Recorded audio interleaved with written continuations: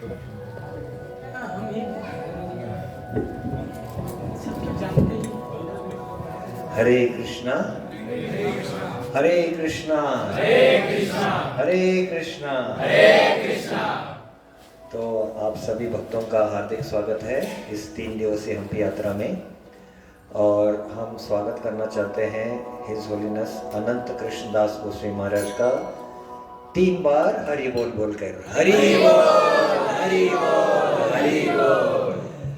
महाराज जी जुहू से हैं और खासकर वाल्मीकि रामायण और रामचरितमानस पर बहुत कथा करते हैं। और हमारा अहो सौभाग्य है कि महाराज ने तय किया कि हमारे साथ 3 दिवसीय इस यात्रा में हमारा साथ देकर हमको कथा बताएंगे।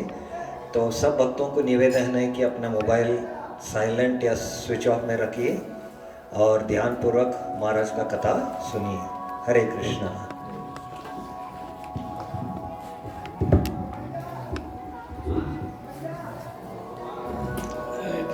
हरे कृष्णा ऊपर बैठ जाइए, नीचे बैठेंगे। अभी इधर आ जाइए, इधर आ जाइए, ऊपर इधर आ जाइए, आप ऊपर आ जाइए। इसको लंबा कर दीजिए, लंबा ये है। अभी आ जाइए। हनुमान जी का है, उधर रखे गए हैं। लेक्चर उधर होने वाला था करके लाइन बैठे बैठे। नहीं, हनुमान जी के लिए दूसरा नया कपड़ा लाया था, वो लाना हुआ। ऐसे कर लीजिए कि दोनों आदमी बैठ जाए। आ जाइए आप, आइए इधर आ जाइए। तो कीर्तन में देर होगा, ऐसे ही कर लेते हैं। हाँ। तो इधर के बारे में जो इधर बगल में आप देखें ना, मतंग पर्वत दिखाई दे रहा था। तो आप लोग कितने लोग पहली बार आए हैं? पहली बार आए हैं। तो यहाँ मुख्य रूप से मतंग मुनि पर्वत है, ऋषिमुख पर्वत है, आंजनेय पर्वत है, पंपा सरोवर है, शौरी का गुफा है, और श्री राम जी की मित्रता हुई थी। सुग्रीव जी ऋषिमुख पर्वत पर आते थे, क्योंकि बाली से बहुत भय रहता था उनको। बाली उनको मारकर भगा दिया था। बाली उनका भाई था, तो वो ऋषिमुख पर्वत पर नहीं जाता था। शाप था। किसका शाप था? मतंग मुनि शाप दिए थे। या उधर शिकार करने आया था, तो मतंग मुनि पर्वत, तो उस पर्वत पर भी रहते थे, ऋषिमुख पर्वत पर भी। तो वहाँ शिकार पशुओं का किया था, आश्रम के इर्द गिर्द भी। बहुत सारे पशु के खून और मांस के धब्बे इधर उधर पड़े थे। तो मतंग मुनि श्राप दे दिए थे कि दोबारा आओगे तो जलकर मर जाओगे यहाँ। इसलिए ऋषिमुख पर्वत पर नहीं जाता था। तो सुग्रीव जी अपने को सुरक्षित मानकर वहाँ रहते थे। वो पर्वत पर तो आता नहीं है। और उसी पर्वत पर एक बार बैठे थे, तो सीता जी को रावण विमान से ले जा रहा था। इधर से विमान से ले गया था, पंचवटी से दक्षिण मार्ग में ले गया ना, दक्षिण में। तो पंचवटी से उस पर विमान से, तो सीता जी ऋषिमुख पर्वत पर कुछ अपने आभूषण गिराई थी। उस पैकेट में जो भी कान का, गले का, पाँव का आभूषण, ऋषिमुख पर्वत पर देखा कि वहाँ कुछ लोग हैं, तो गिरा देते। तो सुग्रीव जी को प्राप्त हुआ था ऋषिमुख पर्वत पर।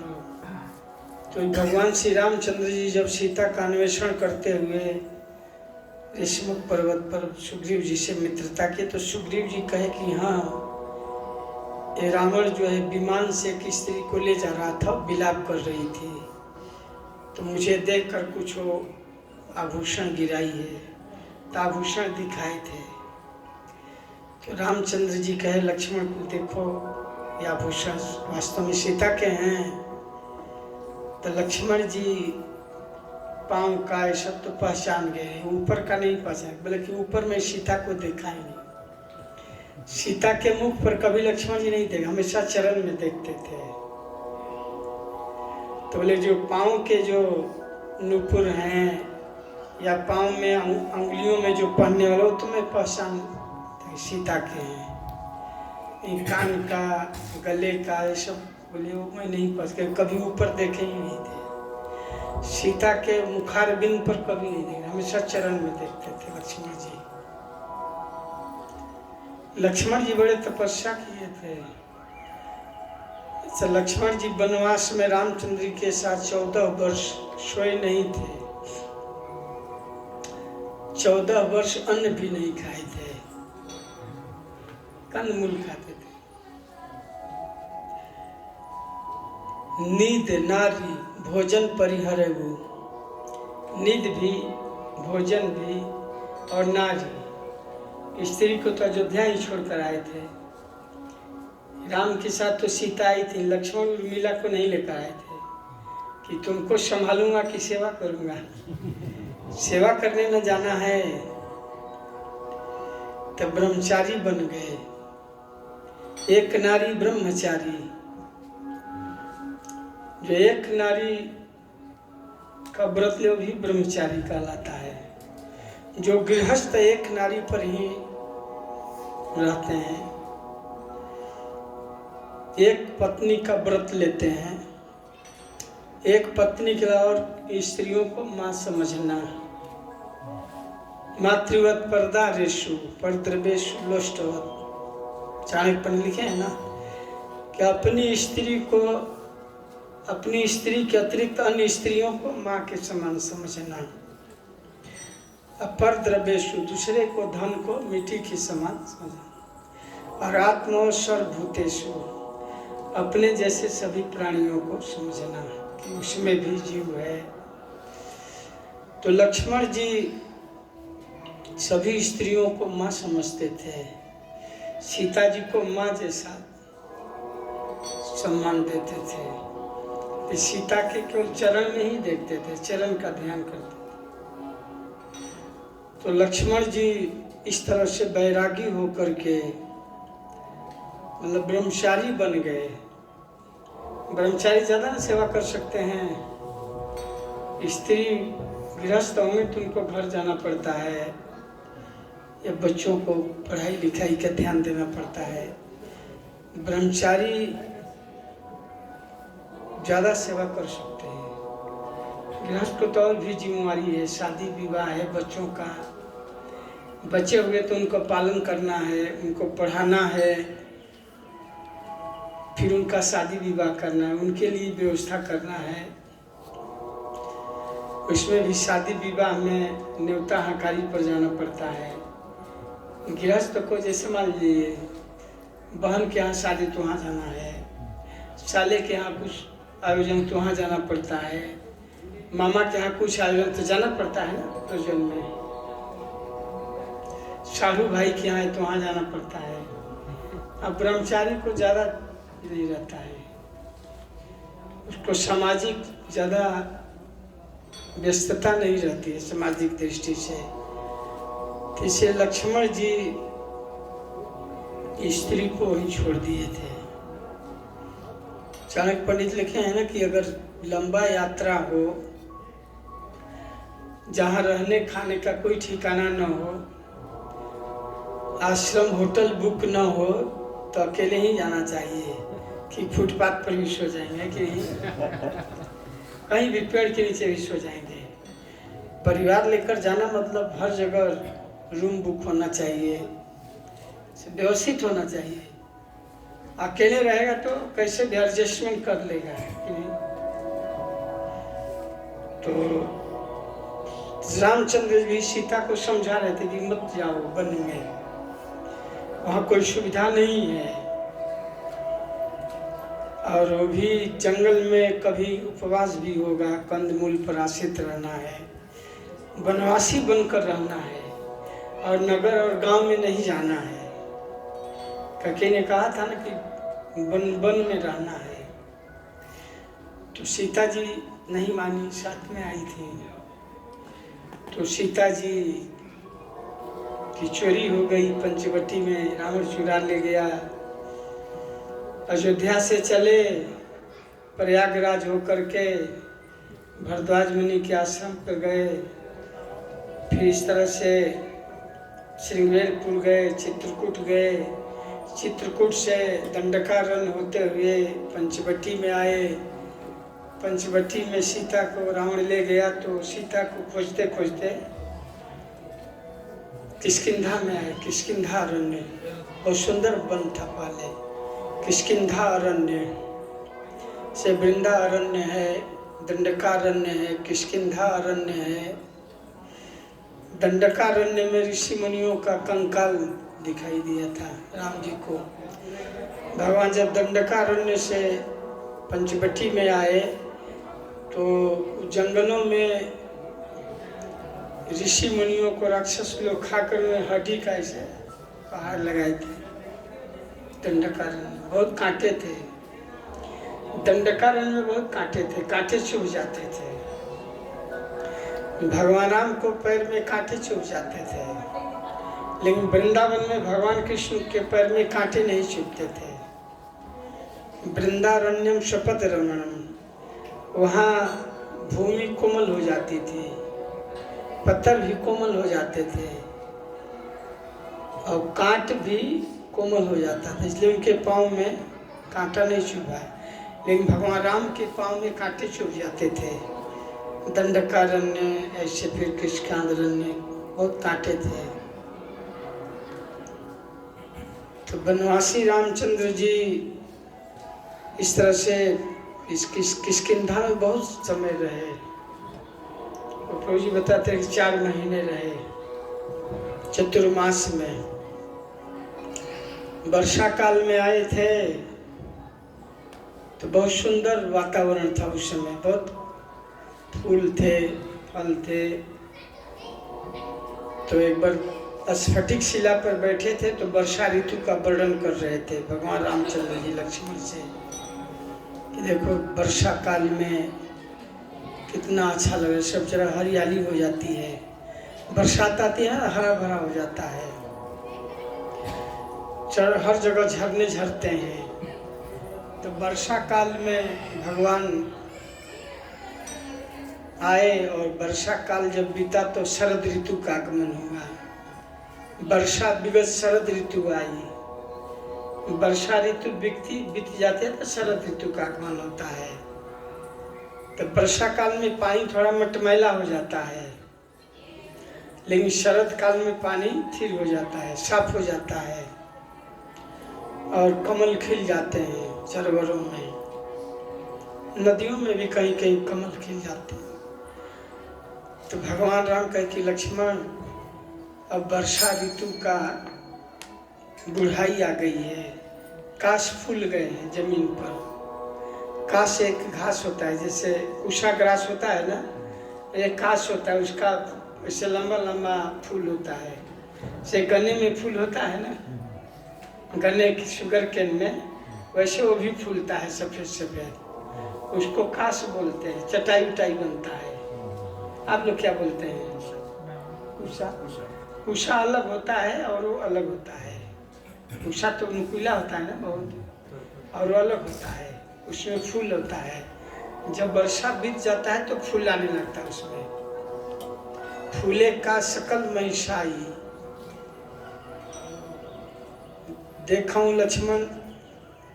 लक्ष्मण को भगवान कहे कि देखो लक्ष्मण, अब वर्षा ऋतु, अब बुढ़ाई आ गई है उसकी, मानो पृथ्वी में काश सब फूल गए हैं। फूले का सकल महिषाई, देखूं लक्ष्मण। लक्ष्मण देखो वर्षा मानो,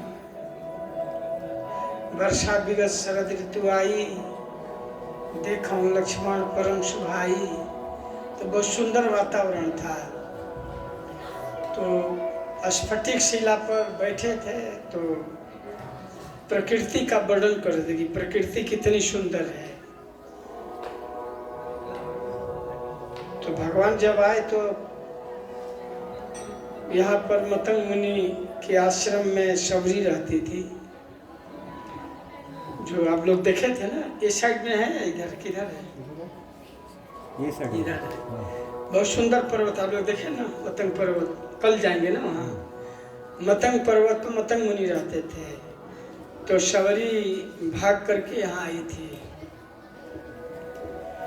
शबरी जो है, बचपन में उसकी शादी घर वाले कर दिए थे, लेकिन वो शादी नहीं करना चाहते थे।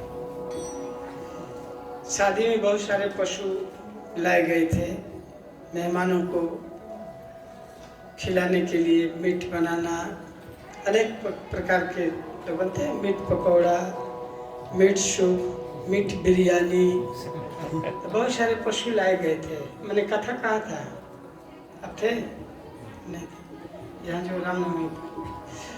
तो शबरी के विवाह में उसके माता पिता बहुत सारे पशुओं को बाड़े बंदी में बंद किए थे। एक बाड़ा बनता है पशुओं के लिए, तो इसमें सूअर हैं, बकरा है, बकरी है, हरिण है, खरगोश हैं, सब पशु बाड़े बंदी में बंद किए गए थे।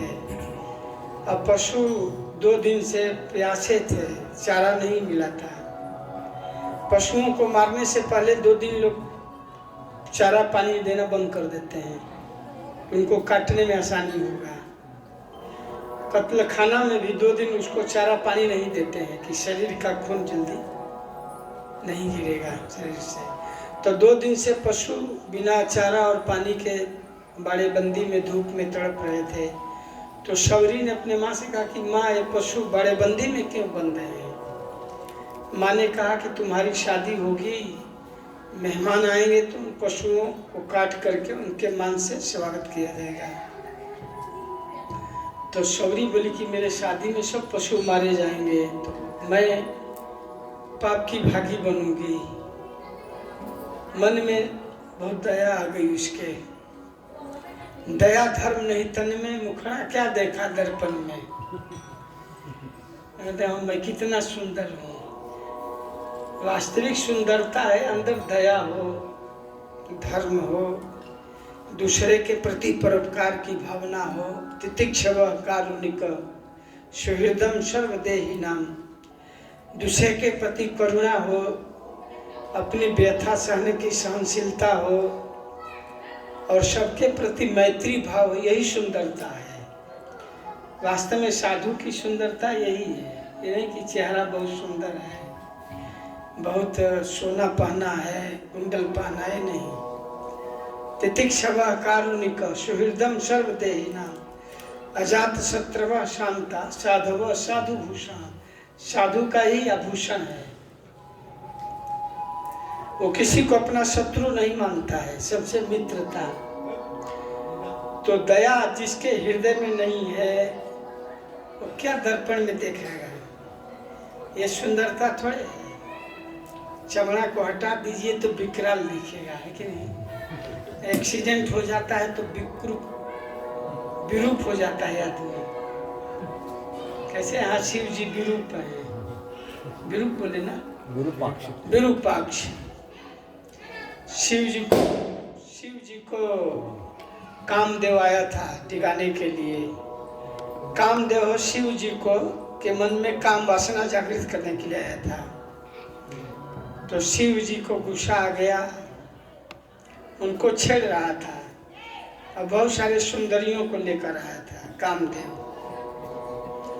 उनको उनके माइंड में सेक्सुअल हेजिटेशन पैदा करने के लिए आया था। तो शिव जी को बड़ा गुस्सा आया। तो तीसरा नेत्र से देख दिए, जल गया। वहाँ दिखा रहे थे ना प्रभु जी, शिवलिंग में त्रिनेत्र हैं।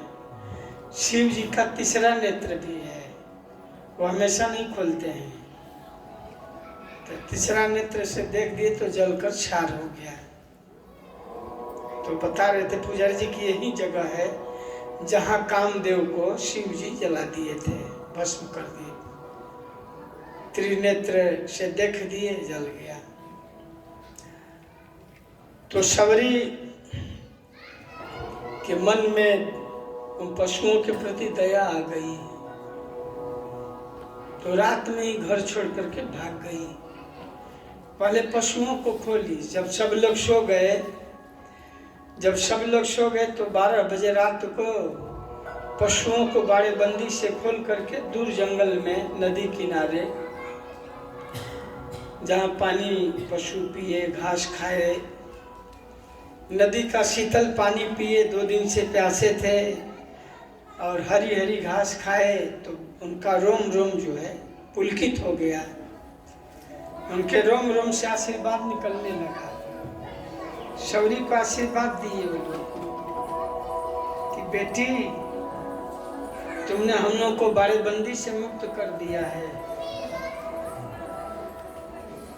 पशु भी आशीर्वाद देते हैं, मौन आशीर्वाद दिए। अब 2 दिन से बिना पानी के और खाए तड़प रहे थे, जान निकल रही थी। आपको 2 दिन यहाँ गर्मी में अगर पानी भोजन न दिए तो क्या हालत खराब हो जाएगा। पशु धूप में, वो बाड़ेबंदी धूप में तड़प रहे थे। जब शौरी ने रात को उनको खोल करके दूध ले गई, पानी पिए, तो उनके रोम रोम से आशीर्वाद निकला कि बेटी जाओ, जैसे हम लोगों को बाड़ेबंदी से मुक्त की हो, वैसे तुम 84 लाख जोनियों से मुक्त हो जाओगी। आशीर्वाद दिए, पशु आशीर्वाद दिए कि बेटी तुम भी 84 लाख जोनियों से मुक्त हो जाओगी। You are also liberated from the 84 lakh species of life beyond birth and death.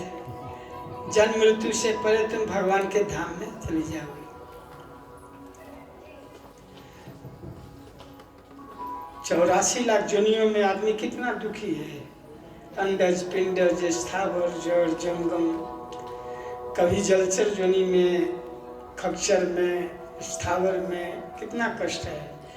स्थावर में, वृक्ष जोनी में आदमी जब जाता है तो वहीं तड़पता है पानी बिना। तो शौरी के पशुओं ने आशीर्वाद दिया कि तुम मुक्त हो जाओगी 84 लाख जोनियों से। तो शौरी रात में फिर भाग करके, भागते भागते यहाँ आई थी मतंग मुनि के आश्रम में के नीचे बैर खा रही थी। तब मतंग मुनि उसकी प्रतीक्षा में थे पहले से ही। वो त्रिकालदर्शी थे मतंग मुनि, जानते थे कि शौरी आने वाली है, उसको यहाँ भगवान का दर्शन होगा। महान भक्त है, पिछले जन्म से वो भक्त थे। तो मतंग मुनि उसकी प्रतीक्षा में थे कि आएगी कि आश्रम में सेवा भार उसको दे देंगे। सुबह, रात को भागते भागते सुबह आई थी तो भूख लगी थी, बेर खा रही थी बच्चों के साथ। बच्चे भी इस गिर्द में बेर का फल खा रहे थे, वो भी खा रहे थे।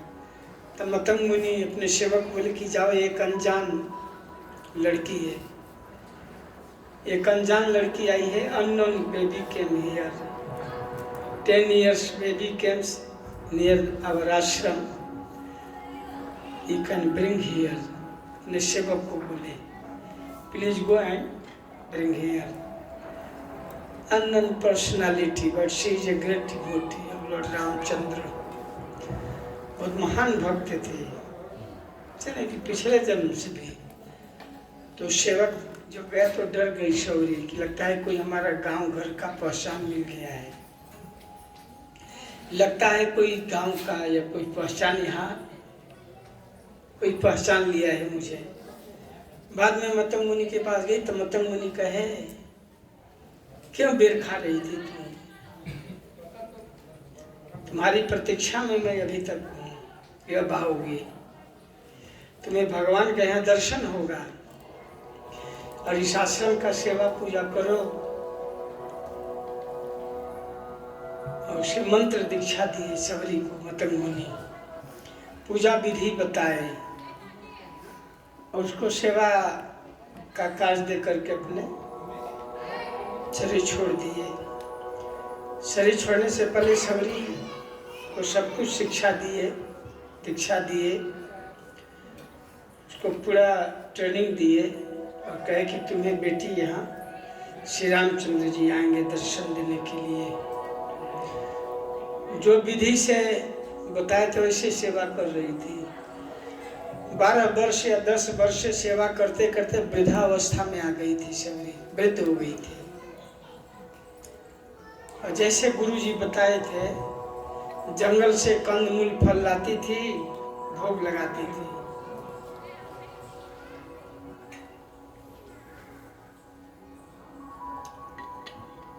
प्रतिदिन जंगल से कंदमूल फल लाती थी और प्रभु श्री राम जी के मार्ग को धो करके फूल से सजाती थी। केवड़ा है, गुलाब है, कचनार है, रात रानी है, उड़हुल है, गुलाब है, गेंदा है, मालती के फूल हैं। जंगल में बहुत फूल होते थे पहले, फल भी। मार्ग को फूल से सजाती थी कि प्रभु के पांव में कंकड़ नहीं चुभ जाएंगे। किल गड़ जइहा नरम तोरी पौमा, भगवान के पांव बहुत कोमल हैं, किल गड़ जाएगी, ये भाव से सजाती थी। और जंगल से फल को चख कर लाती थी। चख चख बेर तोड़ लाई सावरी। इधर बहुत बेर के फल होते थे तो चख लेती थी, जो मीठा होता था तब तोड़ती थी। सावरी ऐसे जूठा फल नहीं खिलाई थी, वृक्षों में जा कर के फल तोड़कर चखती थी, जो मीठा होता था तब तोड़ती थी। चख चख बेर तोड़ लाई सावरी, कि खट्टे हैं तो नहीं तोड़ती थी, दूसरे पेड़ से तोड़ती थी। ऐसे जंगल से फल है, फूल है, कंदमूल है लाती थी, भगवान की सेवा करती थी, प्रतीक्षा में कि आ जाएंगे, राम आएंगे, यही रोज भावना थी। आज नहीं आए तो दूसरे दिन आएंगे, उस प्रतीक्षा में रहती थी, प्रभु आएंगे। ऐसे लंबी अवधि बीत गई, फिर भी मन में निराशा नहीं हुई। उसके मन में नहीं हुआ कि अब नहीं आएंगे, लगता है। गुरु के बात में उसको दृढ़ विश्वास था।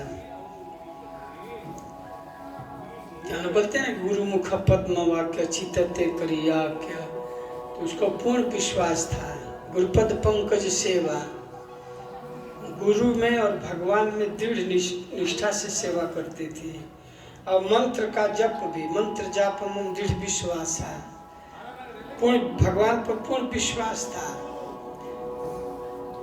और जप करती थी भगवान आएंगे।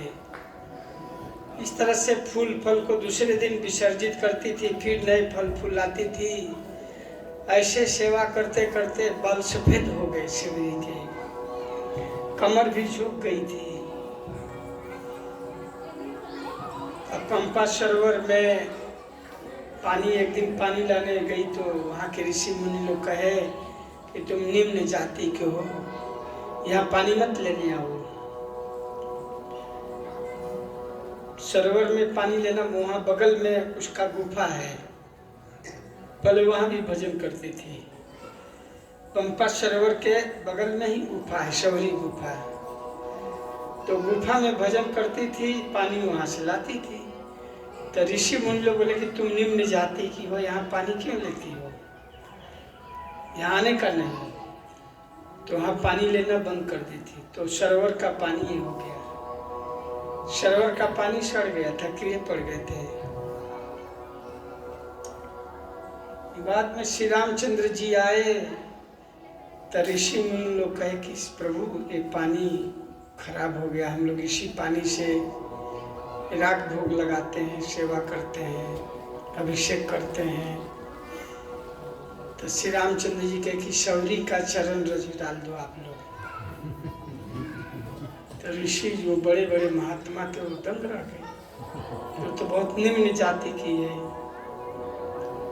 कुछ लोग कहे कि श्री रामचंद्र जी कह रहे तो कर लो, क्या दिक्कत है। कुछ लोग गए चरण रज ले तो भाग गई शबरी, बोले कि प्रभु तो भाग गई। तो भगवान श्री राम जी कहे कि उसका चरण जहाँ गिरा है धूल में वही लाकर डाल दो, जहाँ जहाँ उसका चरण पड़ा है वहाँ से धूल लेकर डाल दो। भगवान अपने भक्ति महिमा को दिखाए।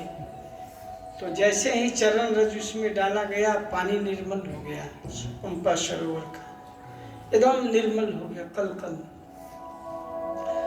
जितने भी अपने को बड़े महात्मा समझते थे दंग रह गए। कितनी महान भक्त है, इसको तो हम लोग पानी लेने से मना कर दिए थे। आश्रमों में भी सेवा करती थी सेवरी, छुप छुप करके।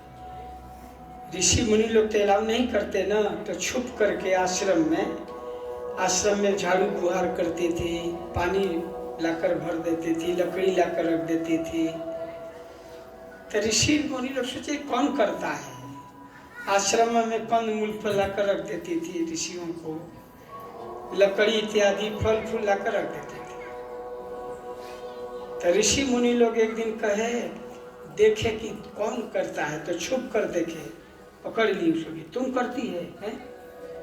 तुम इतनी छोटी जाति की हो, छुतहर हो, तुम्हारे हाथ से सेवा पूजा का सामग्री दूषित हो जाएगा, क्यों ऐसा करती है? उसको डांटने लगे।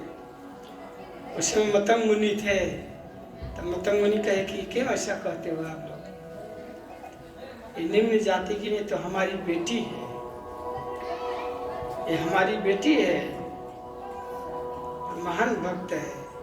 मतंग मुनि उसको मर्यादा दिए, उसकी भक्ति को जानते थे मतंग मुनि, बोले ये महान भक्त है, तुम लोग क्या समझते हो कि ये निम्न जाति की नहीं तो महान भक्त है सब, इसलिए प्रभु आएंगे दर्शन देने। तो शबरी ये मतंग मुनि पर्वत, मतंग पर्वत, यहाँ मतंग मुनि रहते थे, और शबरी यहाँ भी कुछ समय रहती थी, फिर वहाँ पंपा सरोवर के यहाँ गुफा है, वहाँ रहती थी। तो शबरी महान भक्त है, भगवान जब आए तो शबरी को नवविधा भक्ति का शिक्षा दिए। नवविधा भक्ति की आचार्य है शबरी, नवविधा भक्ति का पालन करते थे, जैसे अम्बरीश महाराज करते थे ना, सबई मना कृष्ण पदार बिंदयो वाचांसी वैकुंठ गुणानुवर्णने करो हरे मंदिर मार्जनादि श्रुति चकारा सुश्रुत कथोदये। हर इंद्रियों वैसे शबरी नवविधा भक्ति की आचार्य थी। टाइम हो गया ना, नवविधा भक्ति ये करती। जब भगवान श्री राम जी आए तो शबरी भगवान को देखकर बिल्कुल तन्मय हो गई, शुद्ध बुद्ध खो गई। भगवान को देख इतना खुशी में मानो उसको कुछ समझ ही नहीं था कि क्या खिलाऊं क्या करूं, खो गई अपने आप में भगवान को देख कर। कोई कहता ना कि इतना देर करके आए, लेकिन शबरी बहुत खुश हो गई, प्रभु श्री राम जी आ गए, बहुत खुश हो गई थी। विविध प्रकार से सेवा की, उनका पाद प्रक्षालन की, उनकी स्तुति की, उनको खाने के विविध प्रकार के कंदमूल फल दी, बहुत प्रकार से उनकी सेवा की। भगवान बहुत प्रसन्न हुए, कहे कि शबरी मैं तुम्हारे लिए ही वन में आया हूँ। भगवान का वन में आने का प्रयोजन एक ही था, शबरी को दर्शन देना। असुरों को मारना हो तो मुख्य कारण नहीं था, मुख्य कारण था भगवान वन में इसलिए आए कि शबरी को दर्शन देने के लिए, क्योंकि सूखी पत्ती खा करके तपस्या की थी, सूखी पत्ती, इसलिए उसको दर्शन देना था, इसलिए भगवान आए थे। फिर शबरी के नवविधा भक्ति का बखान किए हैं। रामचरितमानस में बहुत सुंदर बखान है नवविधा। प्रथम भक्ति संतन कर संगा, दूसर रतिमम कथा प्रसंगा, गुरुपद पंकज सेवा, तीसरी भक्ति अमान, चौथी भक्ति मम गुण गना, करे कपट तजगान, मंत्र जाप मम दृढ़ विश्वासा, पंचम भजन सुवेद प्रकाशा, सत सरल सब छल छल हीना, मम भरोसे ही हर्ष न देना, सतई सब मोहिमय जग देखे, मोते अधिक संत करी लेखे, अठई यथा लाभ संतोषा, सपने नहीं देखे पर दोषा। नवविधा भक्ति का वर्णन किए। प्रथम भक्ति क्या है? साधु संग। जैसे श्रवणम है, कहाँ श्रवण करेंगे? दीवान से कि साधु से ही? श्रवणम, प्रथम भक्ति श्रवणम। तो उसके पहले साधु आदव श्रद्धा तो साधु संग, तब न भजन क्रिया श्रवण होगा। आदव श्रद्धा, साधु में श्रद्धा होना, तो साधु संग, भजन क्रिया, अनर्थ निवृत्ति, रुचि, निष्ठा, भाव, आसक्ति, प्रेम, तब न होगा। तो साधु संग में ही ना भक्ति होगा, साधु संग होगा तब श्रवण होगा। तो वहाँ भगवान श्री राम भी कहे प्रथम भक्ति संतन कर संगा आ दूसर रतिम कथा प्रसंगा। तब दूसरा श्रवण में रति उत्पन्न होना, भगवान के लीलाओं में सुनने में आसक्ति विकसित करना, रति कथा में रति होना, प्रेम होना। गुरुपद पंकज सेवा, गुरु के प्रति सेवा भाव विकसित करना, ऐसे भगवान वर्णन किए हैं। चौथी भक्ति मम गुण गण करे कपट त्यजिगान, कपट छल से रहित होकर भगवान का गुणगान करना। जिसके हृदय में छल कपट है तो भगवान उसको नहीं मिलते हैं। छल कपट से हीन होना। अब पांचवा है मंत्र जाप करना। मंत्र जाप, जैसे हम लोग मंत्र जपते हैं ना, निष्ठा के साथ, भगवान में विश्वास के साथ। हरे कृष्णा कृष्ण कृष्ण हरे हरे, हरे राम राम राम। मंत्र जाप मम दृढ़ विश्वासा, भगवान में दृढ़ विश्वास होना चाहिए। अवश्य रक्षिबे कृष्ण विश्वास पालन, भगवान पे ये होना चाहिए, विश्वास होना चाहिए, भगवान हमारी रक्षा करेंगे। और मंत्र जाप करना चाहिए। पंचम भजन में आता है, वेदों में भी इसका प्रकाशन है। सर्व वेदेषु दृश्यते, मंत्र जाप करने का कलि युग में, विशेष करके कलि युग में महामंत्र जपने का वेदों में इसका प्रकाशन है। इति षोडशकम नाम कलि कलमशनाशनम नाता कर्तरो पायो सर्व वेदेषु दृश्यते। सारे वेदों में और कोई दूसरा उपाय नहीं मिला, केवल मंत्र जाप। हरे नाम केवलम, ते ही भगवान कहे कि मंत्र जाप मम दृढ़ विश्वासा पंचम भजन। ये पंचम भजन वेदों में प्रकाशन है, इसका उल्लेख है। और सठ सरल सब छल ही ना, भगवान पर विश्वास होना। और सब में गुण देखना, दोष नहीं देखना चाहिए। सताई सब महिमा जग देखे या मोते अधिक संत करी लेखे। सब में भगवान को देखना। अस्थावर जंगम ना देखे देखे तार रूप, और सर्वत्र स्फुरत है इष्ट देव। सब में भगवान को देखना, सब में परमात्मा। सताई सब महिमा जग देखे आ मोते अधिक संत करी लेखे। भगवान कहे मुझसे भी संत को अधिक मानना। मद भक्त पूजा अधिकम, मुझसे भी ज्यादा भक्तों की सेवा पूजा। यानी कुछ लोग डिटी पूजा करते हैं और बाकी किसी को नहीं। तू ऐसे फालतू भक्त है, तू बेकार है, तू ये है, भक्त यहाँ से। फिर प्रसाद दिए ना पुजारी जी, नहीं भगवा प्रसाद खाइबा। कोई बोलता पुजारी जी और प्रसाद देंगे, भागते हो कि नहीं, प्रसाद खाएगा। तो भगवान यहाँ कहे कि मुझसे भी ज्यादा संत को सम्मान देना। भगवान से ज्यादा भक्त की पूजा की महिमा है। कोई भक्त की सेवा करता है तो भगवान ज्यादा प्रसन्न होते हैं। भगवान कोई कहे डायरेक्ट हम भगवान की सेवा करें, भगवान से नहीं होते हैं। मोते अधिक संत करी लेखे। ये भी पुजारी आप आरती कर रहे हैं, कोई संत आ गए तो करके उनका स्वागत करिए। लिखा है ना, मान लिया आरती कर रहे हैं, कोई संत आ गए तो उनका स्वागत कर देंगे, माला डाल देंगे। कोई लोग बीच में मान लीजिए चावल लगा मोर पंख लेना है तो बीच में लाकर माला डाल देते हैं। तो चावल के बाद मोर पंख लेने जाना है तो एक माला लेकर सबको पहना देंगे। या भगवान की सेवा छोड़ करके भी कोई लोग ने भक्त भक्तों की सेवा किया है। जैसे पुंडलिक, भगवान आए हैं और माता पिता भक्त थे, भगवान के अनन्य भक्त थे पुंडलिक के माता पिता। बोला आप इंतजार कीजिए, माता पिता की सेवा कर लेता हूँ। माता पिता की सेवा के बाद एक ईंटा दे दिया, बीट मानी ईंटा, उसको खड़ा रहिए या बैठिए। तो भगवान बैठल हो ईंट के ऊपर, ईंट को नहीं बीट बोलते, उस पर खड़े हैं, सेवा पूजा करके तब भगवान को किया। तो भगवान कहे कि मोते अधिक संत करी लेके, आठाई था लाभ संतोषा, सपने नहीं को देखे परदोषा। संतुष्टो ये न के नवा, जो भी है जितना उसी में संतुष्ट रहना, जितना लाभ होगा उसी में संतुष्ट रहना। अठाई यथा लाभ संतोषा, और सपने में नहीं देखे परदोषा। और स्वप्न में भी किसी का बुराई नहीं देखना चाहिए।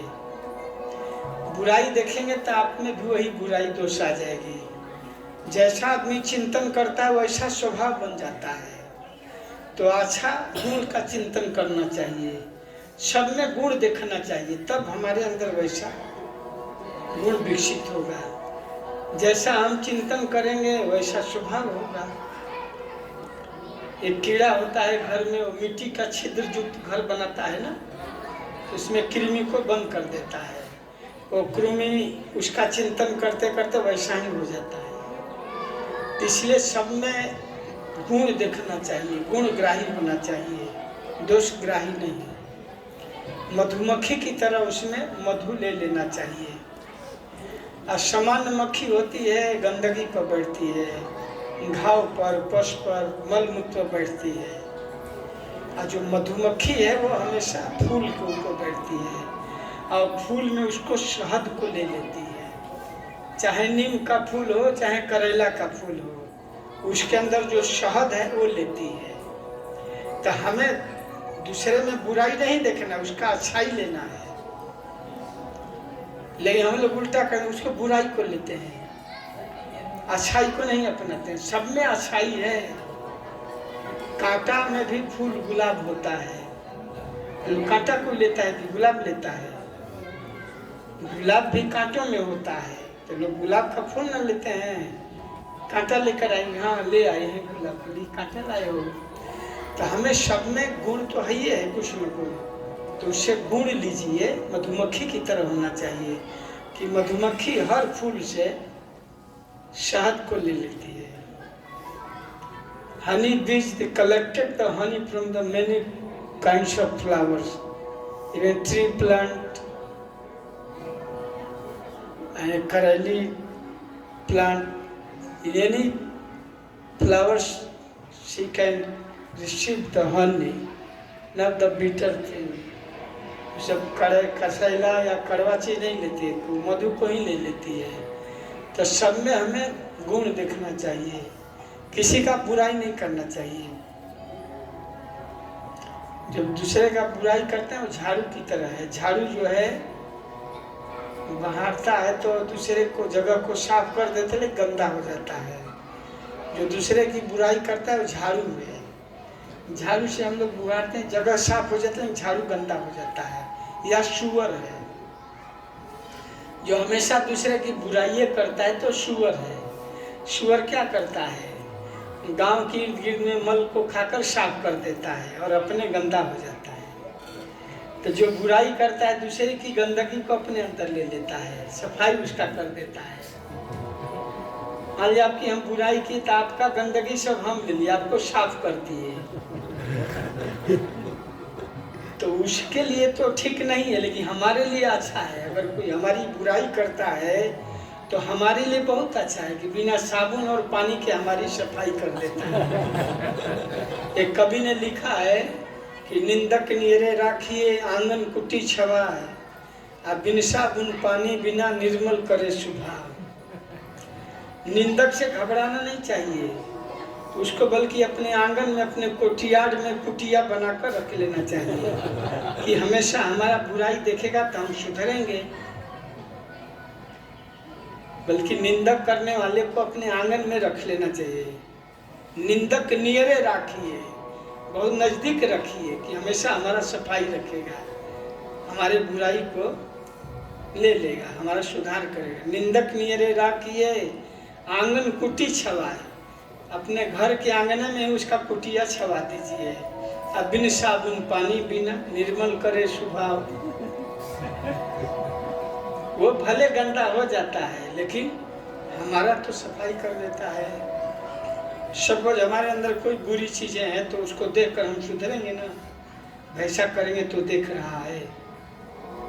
तो निंदक हमारे लिए अच्छा है, कोई हमारी निंदा करता है तो हमारा सुधार होता है। भले वो गंदा हो जाता है, भले वो सुअर मल को खाकर दूषित हो जाता है। तो स्वप्न में भी किसी का बुराई नहीं करना चाहिए। सपने नहीं देखे पर दोषा, दूसरे को दोष को नहीं देखना चाहिए। इस तरह से भगवान श्री रामचंद्र जी कहे कि शबरी तुम्हारे अंदर 9 विधा भक्ति है, 9 में एक भी अगर किसी में हो तो चाहे स्त्री हो पुरुष हो तो मेरे लिए बहुत प्रिय है। 9 एको जिनके होई, नारी पुरुष सचराचर कोई, सोति से प्रिय भामिनी मोरे, सब प्रकार भगत की तोरे। भगवान कहे, यहाँ किष्किंधा में हम लोग कथा कर रहे हैं।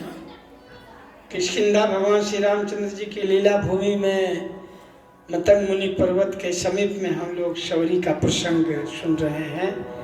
तो सुन लीजिए आप भी फोन पर आप इंतजार करिए।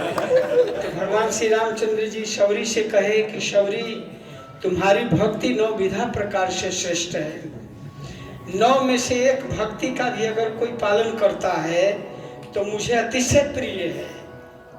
9 एको जिनके होई, नारी पुरुष सचराचर कोई, नारी हो पुरुष हो चर अचर, जिसमें भी 9 में से एक भक्ति का भी अगर कोई पालन करता है तो मुझे अतिशय प्रिय है। 9 एको जिनके होई, नारी पुरुष सचराचर कोई, सो अतिशय प्रिय भामिनी मोरे, सब प्रकार भगत तीर्थोरे।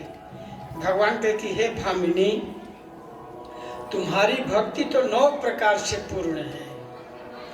एक भक्ति भी, जैसे कोई श्रवण करता है, किसी को कथा सुनने में रुचि होता है, किसी को जप करने में रुचि होता है, किसी को डिटी वर्शिप करने में रुचि होता है, किसी को भगवान के लिए कुकिंग करने में रुचि होता है।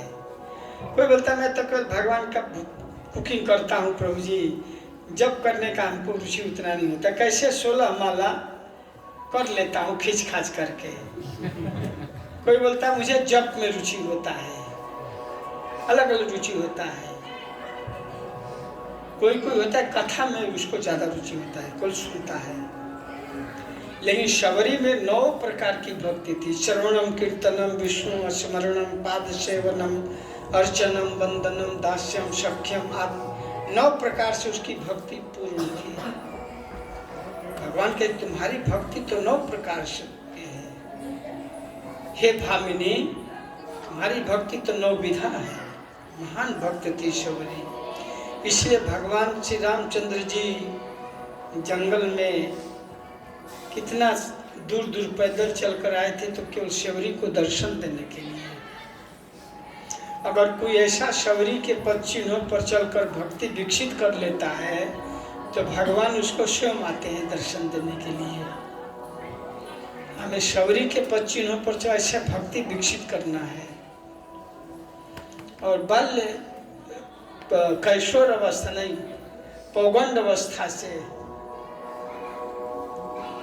ऐसे कैशोर अवस्था कह दीजिए, 10 से 15 कैशोर अवस्था है। कैशोर अवस्था से ही भक्ति विकसित की थी। अद्भुत भक्ति कि घर छोड़ करके 12 वर्ष में भाग आई। और मुनि जी मतंग मुनि जैसा कहे हूबहू ऐसा भक्ति का पालन करती थी। और बुढ़ापा आ गई फिर भी उसके मन में कभी ये नहीं हुआ, उत्साह कम नहीं हुआ। उत्साह निश्चय धैर्य तत्त कर्म प्रवर्तनात्, बड़े उत्साह और निश्चय धैर्य के साथ अपने तत्त कर्म प्रवर्तनात् जो भक्ति के जो कर्म थे, जो कार्य थे, उसमें अनवरत लगी रही। हर कार्यों को बड़ी दक्षता से, उत्साह से करती थी। ये नहीं कि छोड़ो अब क्या आएंगे, इतना समय बीत गया। कोई 16 वर्ष 20 वर्ष जब करता है तो बोला प्रभु जी इतना 20 साल में भजन किया, हमको क्या मिला? उसको तो अमेरिका भेज दिए, उसको यहाँ भेज दिए। कोई कोई ब्रह्मचारी बोलता है, एक ब्रह्मचारी जी ने बोला मैं 20 वर्ष से ये किया, नहीं लोगों को महाराज अमेरिका भेज दिए, हमको क्या भेजे? भक्ति का फल वही समझते हैं। 20 वर्ष भक्ति किया तो अमेरिका में कोठी हो जाना चाहिए था, इम्पोर्टेड कार हो जाना चाहिए था। एक भक्त कह रहे थे कि इस्कॉन में भक्त बनने के 4 फायदे, इसे 4 नियम है इस्कॉन के, 4 नियम for regulatory principle, no meat eating, no intoxication, no gambling, no illicit sex. तो इस्कॉन में भक्त बनने के 4 फायदे जोक में बोल रहे थे कि अमेरिका का वीसा हो जाना, विदेशी से शादी हो जाना, वृंदावन में बंगला हो जाना, ऐसे वो बता रहे थे जोक में। बहुत लोग भजन करते हैं, सोचते हैं कि इतना साल हो गया प्रभु जी मुझे, तो मैं तो वहीं के वहीं। कोई कोई बोलते भी हैं। एक भक्त का रहता है, भक्त को ये प्रभु जी आप इतना साल से भक्त बने, कहाँ कहाँ लोग अमेरिका चले गए? तब उनका यही भक्ति का फल है। अमेरिका जाना भक्ति का फल नहीं है। अमेरिका जाना तो भक्ति विध्वंस हो जाती है। अमेरिका जाकर के लोगों का भक्ति चौपट हो जाता है। ये लोग अमेरिका गए ना तो न इधर के न उधर के, न माया मिली न राम। जो प्रचार के लिए जाते हैं तो ठीक है।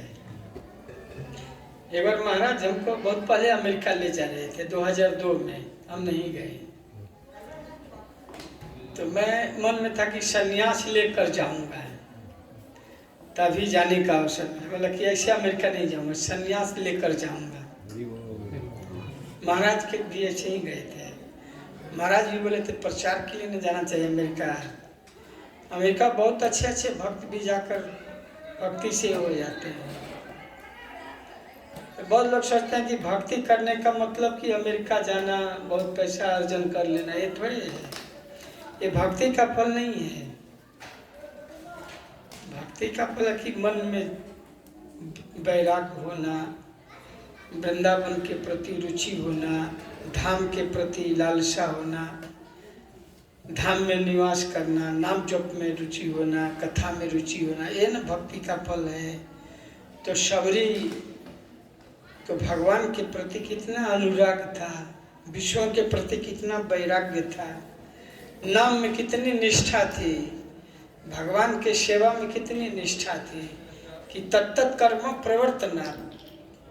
उस अवस्था में भी एकदम अच्छी तरह करती थी। जो भी सेवा गुरु ने जो भी सेवा दिया था, जैसा नियम दिया था, तो सौरी महान भक्त गुरु के आदेश का कोई आशा रख करके नहीं कि ये चीज हो जाएगा। आर न करी है मने आशा, कोई आशा नहीं था। बिल्कुल गुरु के वचन को भगवान का वाक्य मान करके उसमें सेवा में एकदम निष्ठ थी। इसलिए भगवान स्वयं आए उसको दर्शन देने के लिए। कोई गुरु की आज्ञा को अक्षरशः पालन करता है, गुरु ने जो सेवा दी उसको अगर बहुत अच्छा से करता है ना, तो भगवान मिलते हैं। गुरु की आज्ञा को शिरोधार्य करके अगर सेवा करता है कोई, तो भगवान प्रसन्न हो जाते हैं। अस्य प्रसाद भगवत प्रसाद। तो शबरी को इस तरह से भगवान महिमा मंडित किए, उसकी प्रशंसा किए। ये जगह है, हम लोग जाएंगे कल, मतंगमुनि पर्वत देखेंगे, पंपा सरोवर देखेंगे, वहाँ शबरी का गुफा है। ऋषिमुख पर्वत, जहाँ भगवान श्री रामचंद्र जी ऋषिमुख पर्वत पर जाएंगे, सुग्रीव से मित्रता करेंगे। तो वो कथा भी आगे हम लोग सुनेंगे। धन्यवाद। कोई प्रश्न है?